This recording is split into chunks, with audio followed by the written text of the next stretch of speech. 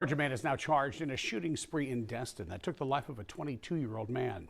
It took 4 months of investigative work to get an indictment in the case.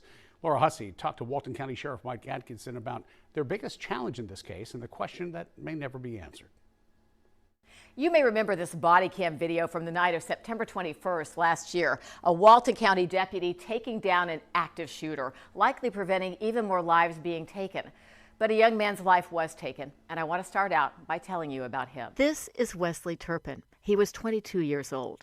After graduating from South Walton High School, where he was an avid soccer player, he started working toward a degree and a career in the music business. The thing that I still, even after all these years, cannot wrap my mind around as a parent is, it's the worst thing we do is that knock on that door. That night, when deputies say 21-year-old Gunnar Cole of Warner Robins, Georgia, walked up to a roundabout in Sandestin and started shooting at cars, Wesley was driving home from his job at a pizzeria. Same age as my daughters, right?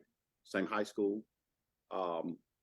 doing nothing wrong. It's not clear exactly how it unfolded, but Wesley's car was later found ablaze, steps away from a hospital parking lot.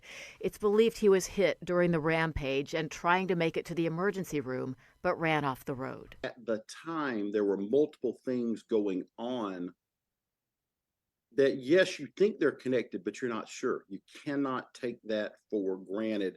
Sheriff Mike Atkinson says when they realized the scope of this crime, multiple crime scenes, at that point an unknown number of victims, and an officer-involved shooting that stopped the suspect, he knew they had no room for mistakes.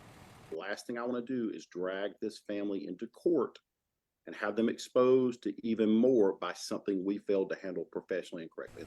5 teams of investigators worked with the state attorney's office to get every detail right. The one thing that eludes them is the same thing that haunts the family, the sheriff, and the community. Why? You want to make sense out of something that quite frankly just does not make sense. It just doesn't. And no explanation I could give you, I don't think, I don't know would bring peace to the family or any level of relief.